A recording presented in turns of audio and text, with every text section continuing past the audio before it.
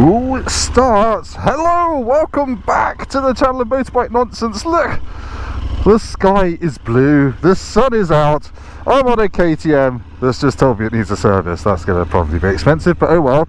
Welcome back. It has been rather quiet on the channel lately. I apologise for that. It's because, I'm not sure if you've noticed, but I live in the UK and this has mostly been mud, feces, rain and bits of discarded Monarch for quite a while. So it is winter still. It's a bit grim, but today it is warm, it is sunny, and I'm out for a little potter. This isn't going to be a fast ride, just a little mental health ride to remind myself how fast my motorbike is. No, how good it feels to be back on two wheels. And I'm wearing a slightly strange jacket. You might have noticed this is new to the channel.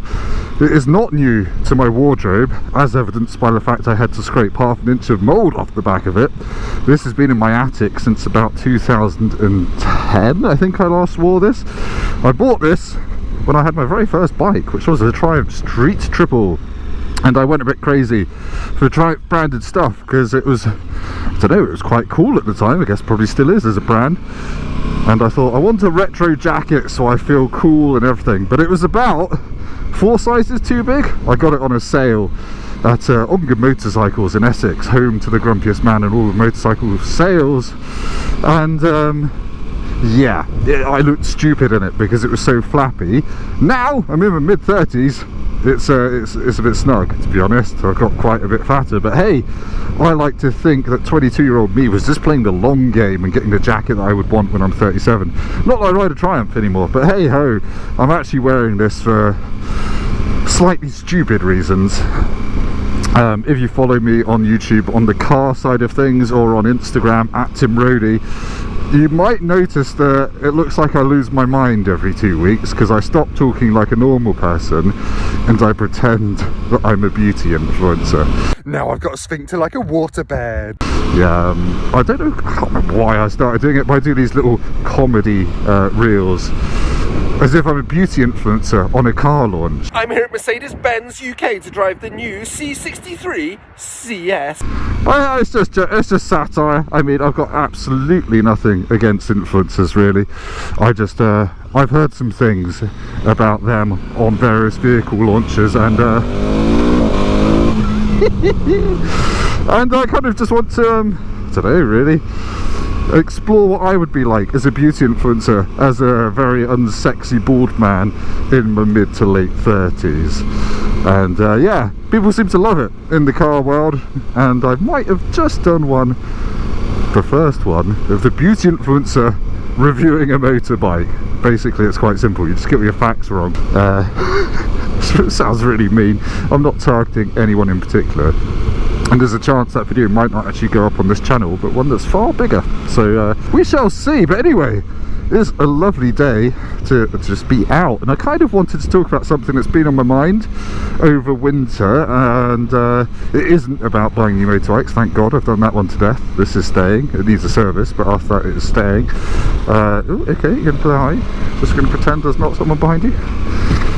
Oh dear. Yeah, I wanted to talk about kind of a bit of an old chestnut, a well-worn path. If this topic was a wanking sock, it'd be like a leaky colander. But anyway, the age of motorcyclists in the UK, that's what I've been thinking about, because it does impact a lot of things. Hello car wash, with the delicious mural of the lady that used to work there but died. We live in an aging population, as I'm sure you all know, and motorcyclists have slightly got this reputation now of being old bastards. I don't know, part of me thinks, yeah, that's quite true. Whenever I go to a bike meet, I'm usually the youngest person there, and I'm 37, so I do slightly include myself in the old bastard age bracket.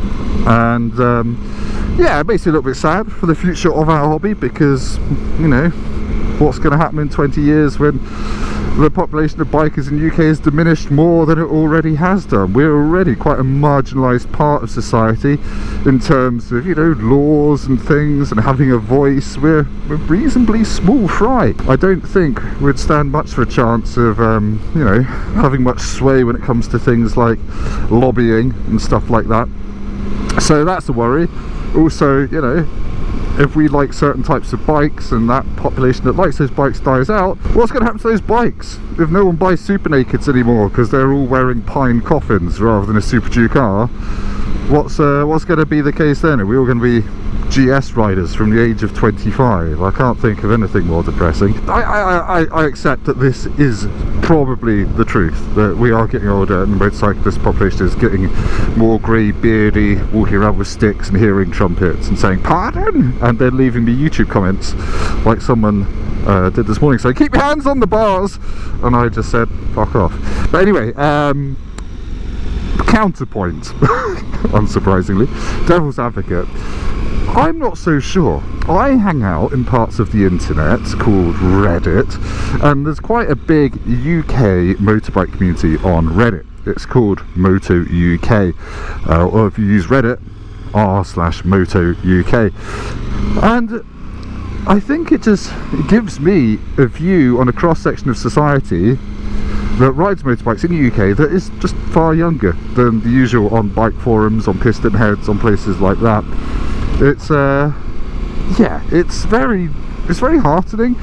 It's not full of kids. There's a big mix of people with sports bikes, adventure bikes, but there's a big percentage of the Moto UK population on Reddit that is kind of 17-year-olds getting their first bikes, usually geared bikes, usually Chinese bikes, maybe not quite high quality bikes, and yes, they come to the table, the digital internet table, with lots of what we older bikers think are stupid questions. Things like, can I take my exhaust completely off and go around London? One quite common question, can I fit neon LED underglow to my Lex Moto whatever? And obviously the answers vary between no, don't be stupid, and actually yes if it's orange. But anyway, that's not the point. The point is, there is a core of young bikers out there, and I just think probably they don't have much of a voice in the overall scheme of motorbike discourse. That's a bit fancy, isn't it? You don't see much of them or hear much of them. They're probably mostly living in cities, and I think lots of old people are probably looking down their noses at the bikes they're riding, the things they're doing to them, like sticker bombing them and things like that, and sticking loud exhausts on a single cylinder 50cc 2 horsepower fart box and annoying everyone. But I think we need to again be grown-ups and look to the future and accept that these people are going to be the bikers that we have coming through in kind of like 5 years time, 10 years time, and hopefully will provide a future for those of us who are in their middle ages, I guess I count myself as now, and keep the UK motorbike market as a viable thing for manufacturers. God, this has all been very grown up, hasn't it? But basically, yeah, don't be too scared, because I think there are going to be cool young bikers coming through, and I know certainly in racing you see them, they're always the ones with rich dads. But yeah, don't be afraid, don't be scared. I think I found them, they're all on Reddit. And yeah, you do roll your eyes a bit, like, oh, can I ride this bike? Its forks are shaped like spaghetti after I rode it into the backside of a metallic horse with police written down the side of it. No, you probably can't. But you know, we all had to learn. When I started riding, I knew nothing. I sat on owners forums thinking the most important thing I could possibly do to make my riding better, to make myself faster, safer, more confident, was to buy an Arrow 3-in-1 exhaust for 400 quid. That'd probably be like 1200 quid these days. Turns out that is not the Rosper approved approach to getting better at motorbiking, but you know, we were all idiots once. That was my little rant. I think we're going to be okay. I think there are young people, they're getting into motorbikes, it's all going to be groovy. Now, this isn't going to be a long video because this is just a little potter. Some things to update you on. This needs a service, it's just told me. I thought it wasn't due until June, but apparently it's due now. A year on from when I bought it. I've had it a year yesterday. Bought it in the middle of February 2022. I've done about, if you're my previous insurer, I've done 3,000 miles, not a mile more. If you're my current insurer, I've done about 4,000 miles on it. So yeah, still loving life, still planning on keeping it. Might get an Arrow exhaust for it. Still sort of want a Super Duke, but whatever, can't afford it. And the throttle, not the throttle tube, I think it's the throttle tube, because look, my left hand handlebar has had an attack of the KY Bukaki, and it has just started being very rotatey, which is quite confident sapping, not gonna lie. I haven't been for any fast spirited rides since I started doing that, because under braking your left arm just collapses like you've had a bit of a stroke. Not a sexy one, just one of the proper debilitating ones. Bad taste joke, but whatever. So that's a little bit annoying, so I want to get that sorted out. Apparently hairspray is the solution. Spray with hairspray on the throttle tube, slide it back on, not throttle tube, hand grip, slide it back on, and I will be happy as the Queen Consort with Anne Summers delivery arrives. But yeah, so I'm going to get that fixed, and there's a few other bits and pieces I need to do. I need to adjust the chain, that's really boring, haven't done that. So yeah, on the channel though, things are going to start picking up. There's lots of exciting content coming, new bikes that I'm going to be riding. I've emailed loads of people today to say, can I come ride your bikes, and thankfully they've all said yes. So among other things, what can I say, I'm going to be fortunate enough, hopefully, to ride that new BMW 1 Make Series race bike, which is hilarious because I am to race bikes what Vincent van Gogh is to left ear attachment. But yeah, I'm going away with BMW to Spain for a few days to ride quite a few bikes actually. R1250R and RS, S1000RR on track, and the new 1 Make Boxer Cup thing. Not Boxer Cup, what am I, 20 years old? Yeah, so that's all happening. Hopefully some stuff with Yamaha, Triumph, KTM, Ducati, riding all their new bikes as well.